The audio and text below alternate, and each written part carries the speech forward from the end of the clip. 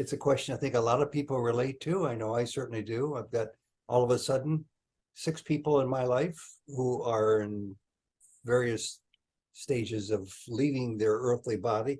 And his question is about that subject as it pertains to grief. Questions about grief. And McNair says, myself and my wife are going through a period of grieving at this time, both for the loss of family members, as well as for our beloved pet that is dying. I've read what Ramana Maharshi says about suffering and grief. Basically, as long as there is the ego, the identification with the body, there will be suffering and grief. At least this is how I understand it, is his question. That's only the first paragraph. He goes on, there's more to it. Oh, could you please, thank you. Could you please share your thoughts about whether the practice of ātma-vicāra can have an ameliorative effect on the process of grief at the time one is grieving, or will the positive effects only come in the long run when one has totally eradicated the ego? And one more paragraph. Oh, there's much here. I'm sorry, I apologize. My pages are mixed up. I'm not even sure, he goes on to say, my question makes sense. But basically, is ātma-vicāra or Advaita Vedanta useful for dealing with grief in the short term? Your thoughts and suggestions are appreciated. The short answer is yes, they certainly are useful. What you say in the first paragraph, you say, at least this is how I understand it. Yes, what you say is correct, except you say, as long as there is the ego and identification with the body. You probably understand this already, but the identification with the body is itself ego, and ego itself is that but that is the very nature of ego, is to always identify a body as I. In other words, as Bhagavan often used to say, ego is the false awareness, I am this body. So long as we experience ourselves as a body, suffering and grief are inevitable. They cannot be avoided. The remedy for this false awareness, I am this body, is ātma-vicāra. So ātma-vicāra has a beneficial effect to the extent to which we practice it. Of course, the ultimate aim of ātma-vicāra is to totally eradicate ego. That is the final goal. But we don't have to wait till the final goal is achieved to experience the benefits of ātma-vicāra. Even while practicing ātma-vicāra, we are benefited, because we need to remember ātma-vicāra means self-investigation. We cannot investigate ourselves without thereby surrendering ourselves. So the more we attend to ourselves, the more we subside.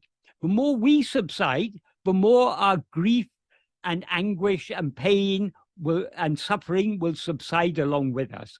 So ātma-vicāra certainly, it is the best way of dealing with grief. That doesn't mean we won't grieve. Grief is, until our ego is annihilated, suffering and grief are inevitable. But they are reduced to the extent to which we are self-attentive, because to the extent we are self-attentive, we thereby subside, we thereby let go of other things, and thereby though the suffering and grief will still be there, we, so to speak, separate ourselves from them. Not completely, there's still the identification. We will still feel I am suffering, I am in grief. But to the extent to which we are self-attentive, to that extent, we put a distance between ourselves and the grief that we are suffering. Does that make, you ask whether your question makes sense. Does my answer make sense, McNair? Yes, thank you, Michael. I appreciate it. I think I just needed some reinforcement. Yes. That is ātma-vicāra. If we if we are not experiencing the benefits of ātma-vicāra, we are not practicing ātma-vicāra. To the extent to which we attend to ourselves, we thereby separate ourselves from other things.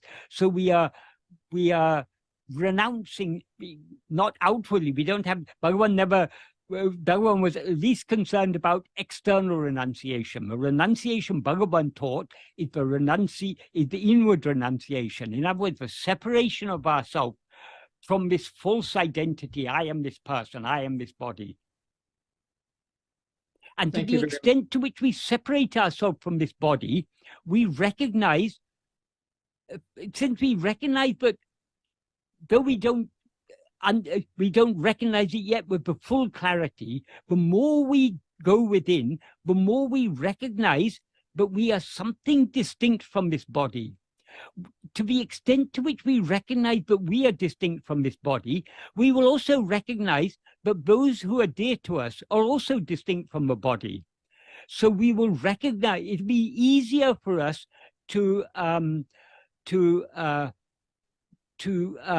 cope with bereavement, because we will recognize that what has died is the body, but we took to be that person. But the one we loved is not this body. That was just like the shirt they were wearing. Now they've removed the shirt, but the essence of that person we loved is ever present, because that person is nothing is not something other than ourselves. So if we want to, some people, after they are bereaved, they want to contact their departed